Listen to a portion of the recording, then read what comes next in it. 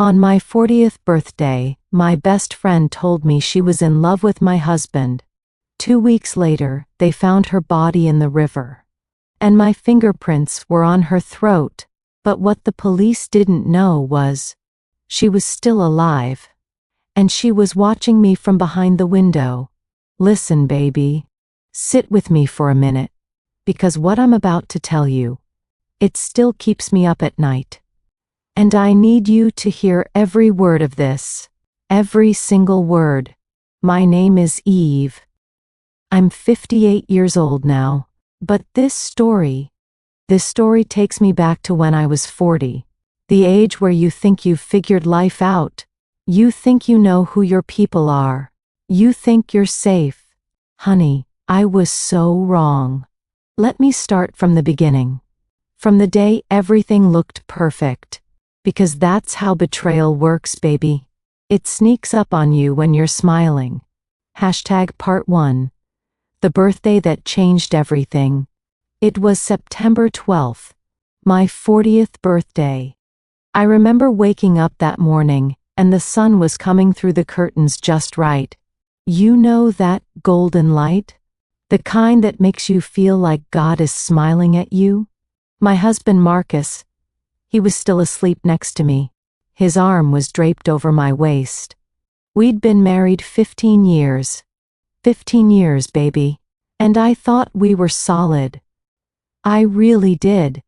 I got up, made myself some coffee, and I was standing in the kitchen when my phone buzzed. It was a text from my best friend. Her name was Simone. Simone and I. We went back 22 years. We met in college.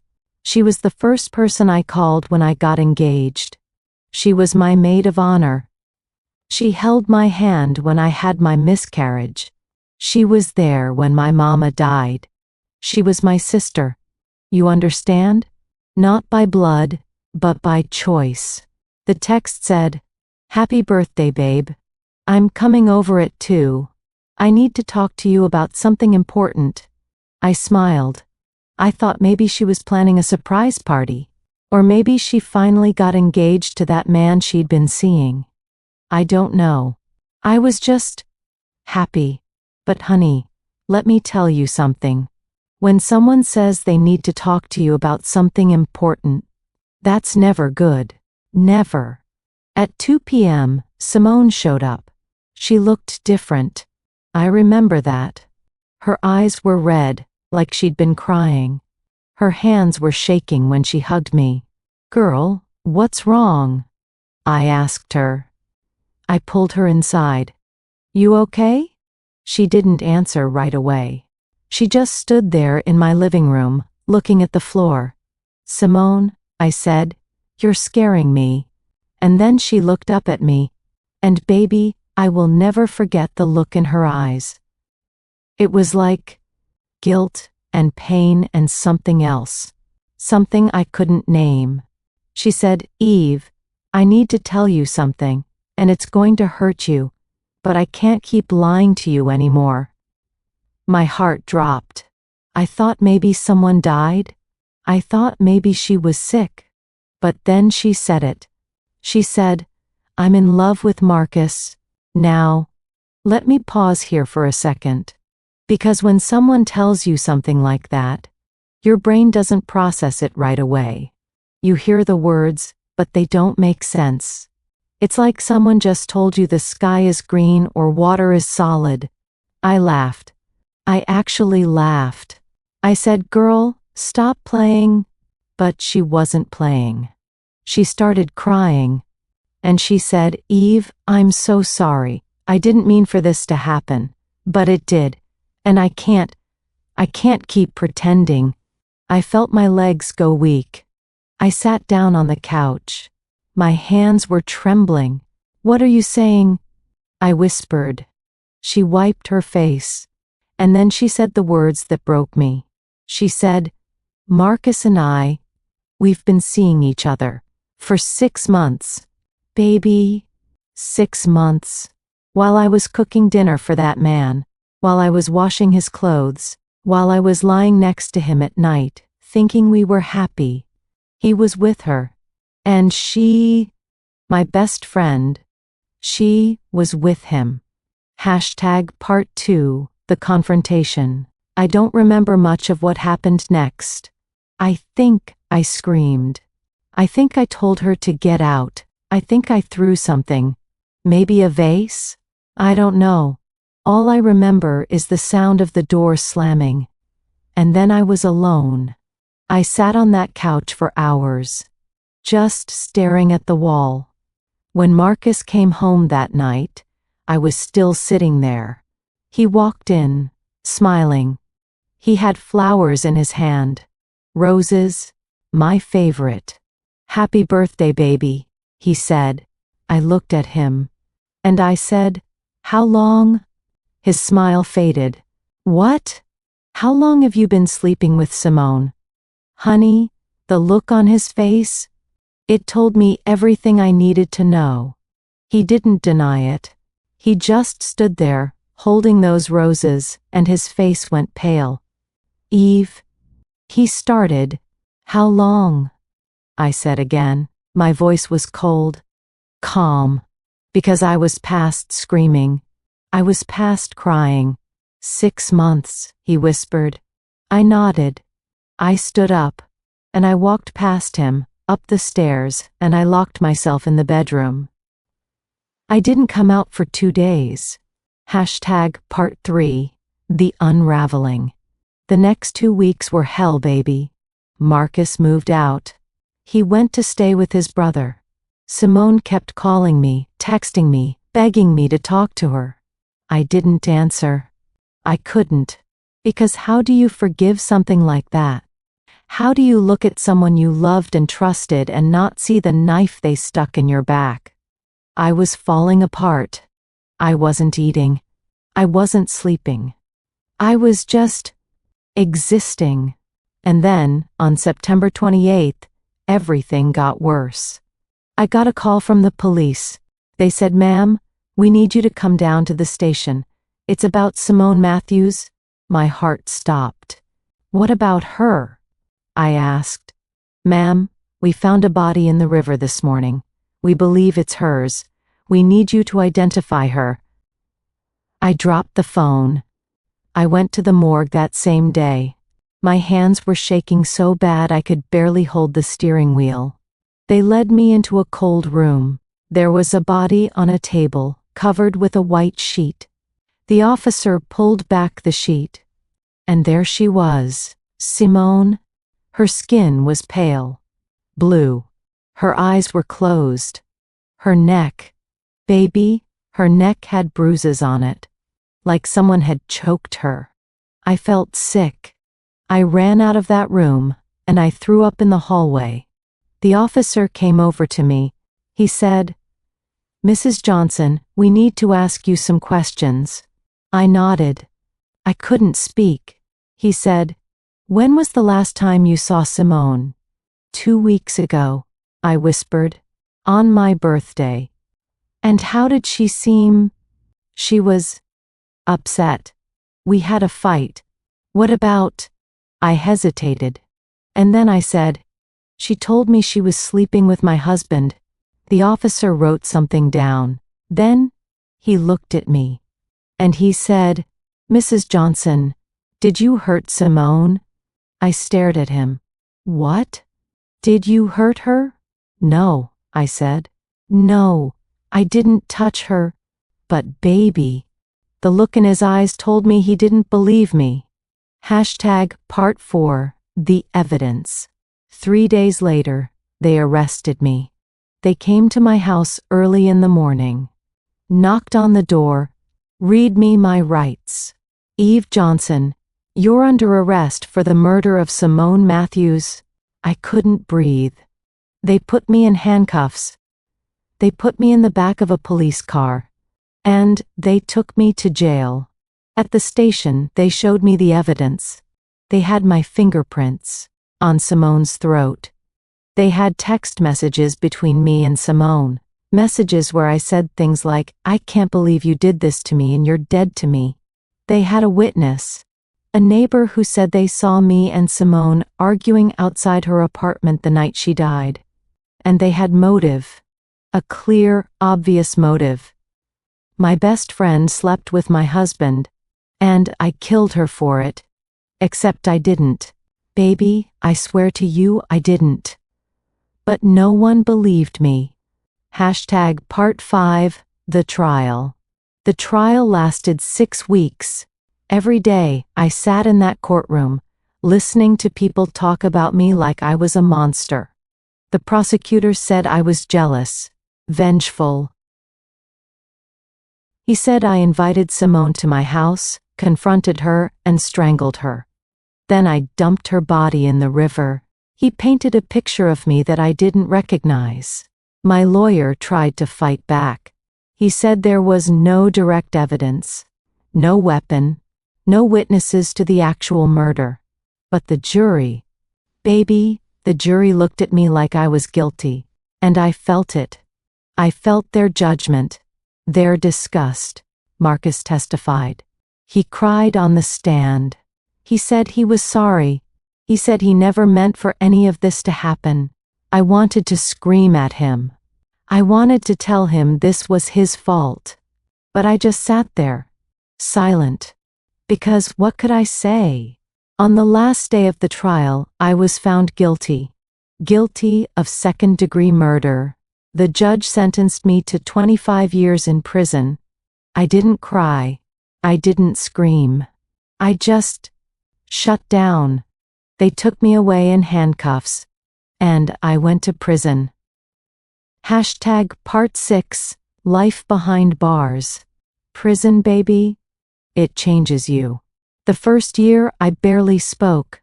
I barely ate. I just went through the motions. I shared a cell with a woman named Gloria. She was in for armed robbery.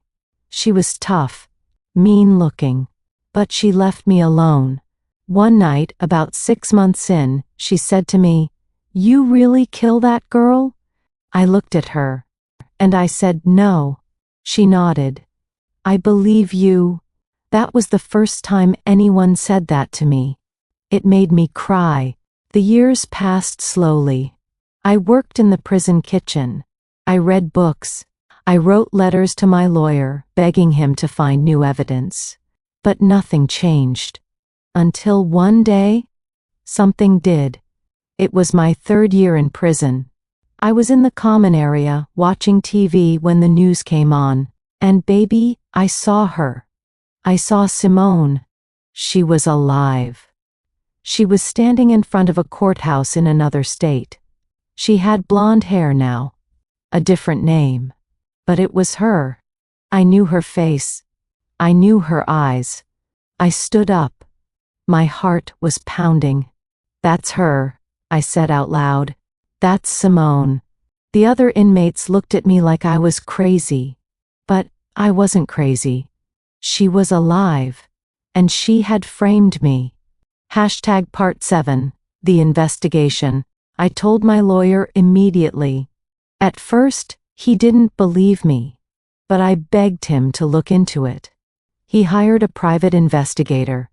And what they found, baby, it was worse than I ever imagined.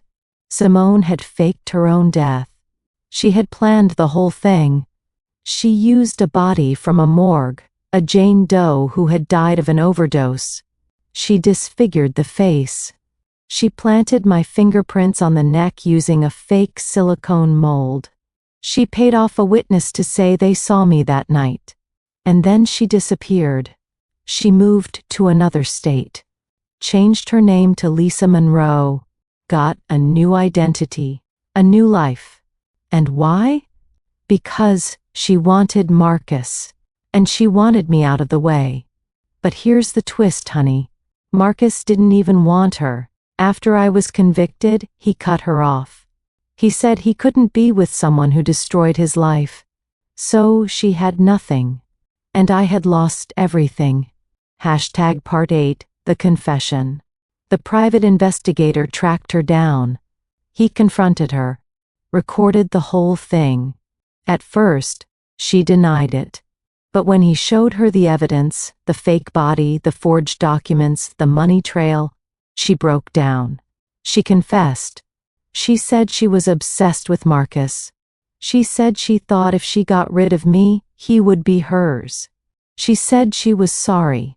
But baby, sorry doesn't give me back those 3 years. Sorry doesn't erase the nights I cried myself to sleep in that cell. Sorry doesn't fix what she broke. Hashtag Part 9, the release. It took another 6 months, but eventually, the case was reopened. Simone was arrested. She was charged with fraud, conspiracy, and obstruction of justice.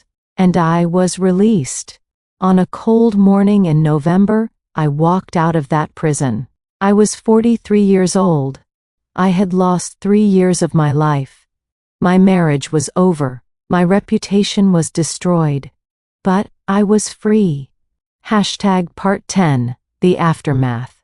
The first thing I did was go home. My house was still there. Empty. Dusty. But still standing. I walked through the rooms and it felt like a graveyard. Every corner held a memory. A ghost. Marcus tried to reach out to me. He called. He texted. He said he wanted to apologize in person. I blocked his number. Because some apologies don't mean anything. Simone went to trial. She was sentenced to 15 years in prison. I didn't go to the sentencing. I didn't want to see her face. But I heard she cried. I heard she begged for mercy. I don't know if she got it. I don't care. Hashtag Part 11, rebuilding. It's been 15 years since all of this happened. I'm 58 now. I live in a small town in North Carolina. I work at a community center, helping women who've been through trauma. I never remarried. I never wanted to. But I'm not bitter, baby. I'm not angry anymore.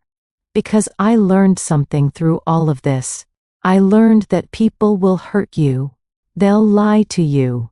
They'll betray you in ways you never thought possible. But you get to decide what that does to you. You get to decide if it breaks you, or if it makes you stronger.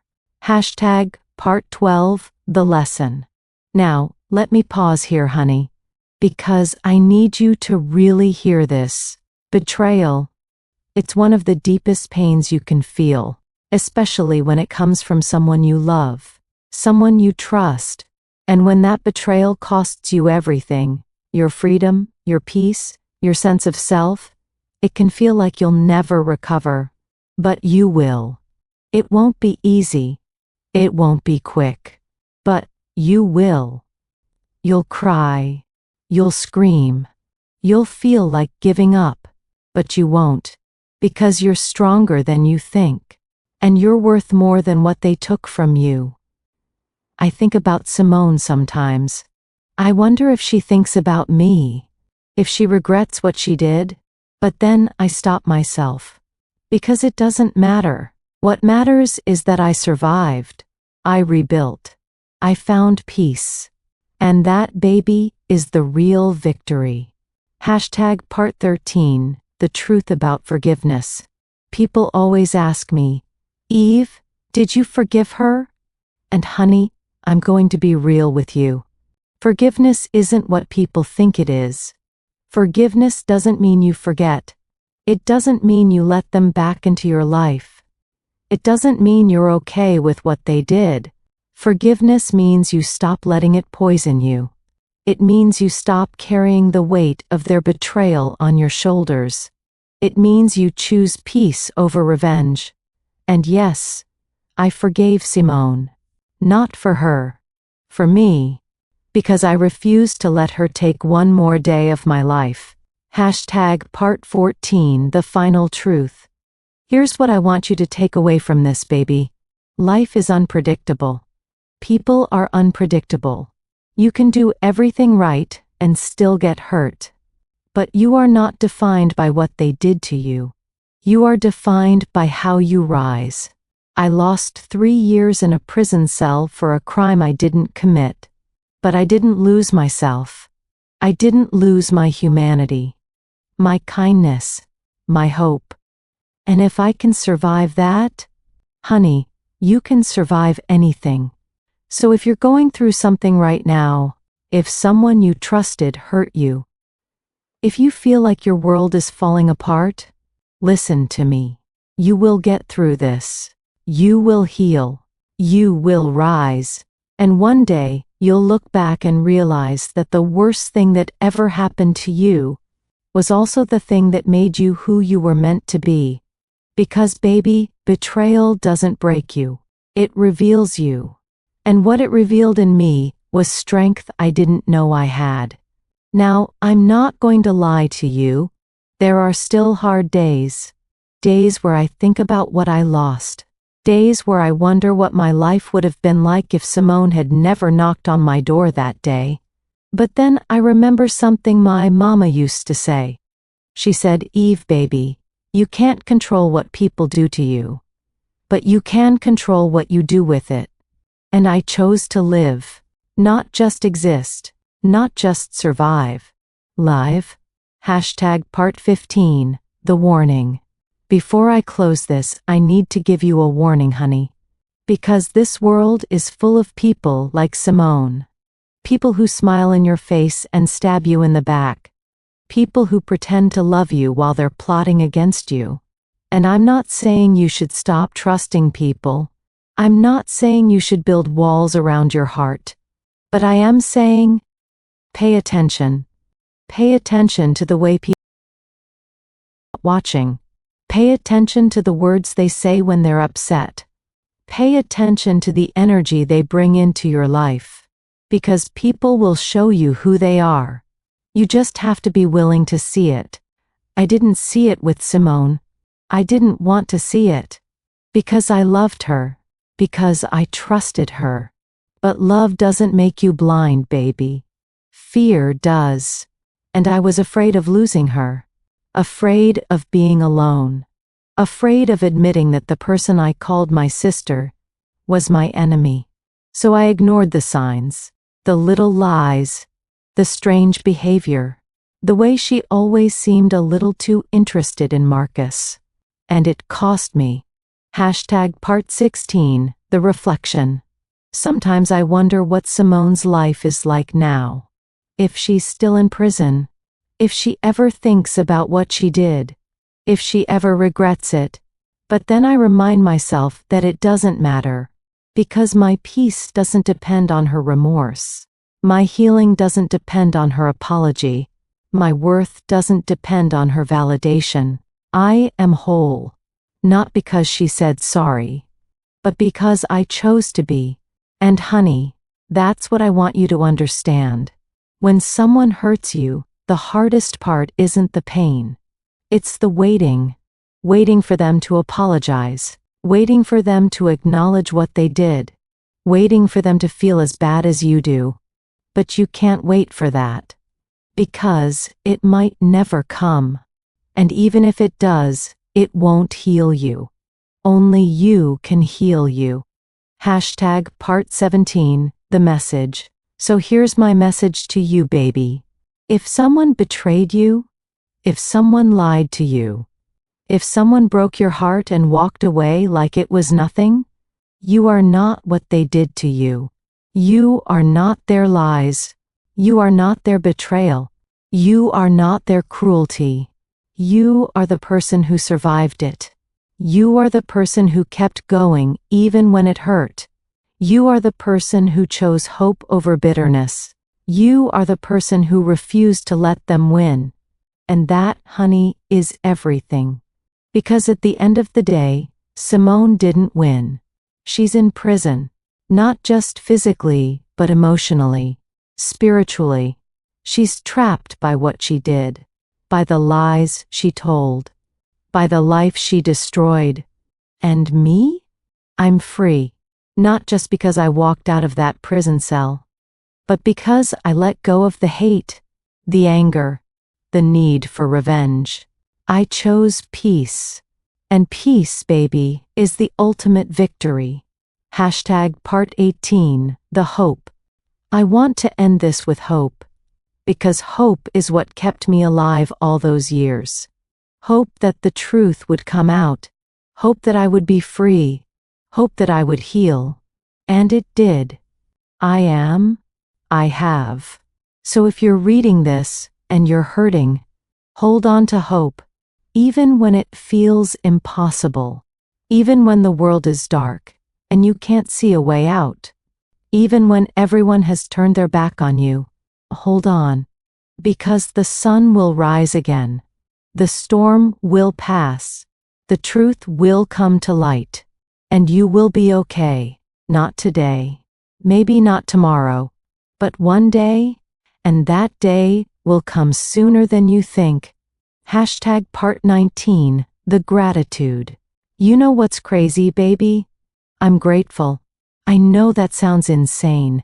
How can you be grateful for something that almost destroyed you? But I am. Because it taught me things I never would have learned otherwise.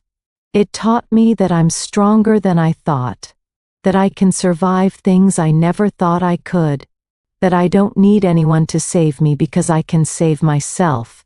It taught me who my real friends are. Who really loves me. Who's really there when everything falls apart. And it taught me that life is precious. That every day is a gift. That happiness isn't about having everything you want. It's about appreciating what you have. So yes, I'm grateful. Not for the pain, but for the lessons. Hashtag part 20, the goodbye. All right, baby. I think it's time for me to let you go. I know this was a lot. I know it was heavy. But I needed you to hear it. All of it. Because your story might not be the same as mine. But I promise you, you have a story. And it matters. Your pain matters. Your struggle matters. Your survival matters. And if no one else has told you this today, let me be the one to say it. I'm proud of you. I'm proud of you for getting through whatever you're going through. I'm proud of you for still being here. I'm proud of you for not giving up. Keep going, honey. Keep fighting. Keep believing. Because your breakthrough is coming. And remember, sometimes the people closest to you are the ones who hurt you the most. But that doesn't mean you stop loving. It means you love smarter. Betrayal doesn't break you, baby. It reveals who you really are. And if you're still standing after all of this, you're unstoppable. The truth always comes to light. Always. Even when it takes years. Even when it feels impossible. Justice will find its way. You don't need their apology to move forward. You don't need their regret to heal. You just need to decide that you're done carrying their weight. And baby, peace isn't the absence of pain. It's the presence of hope. And hope is always worth holding on to. That's it, honey. That's my story. Thank you for sitting with me. Thank you for listening. Thank you for caring. Now go live your life. Go love your people. Go chase your dreams. And if someone ever tries to take that from you, remember what I told you. You are stronger than you know. You are braver than you think. And you are loved more than you realize. Don't ever forget that. With all my heart, Eve.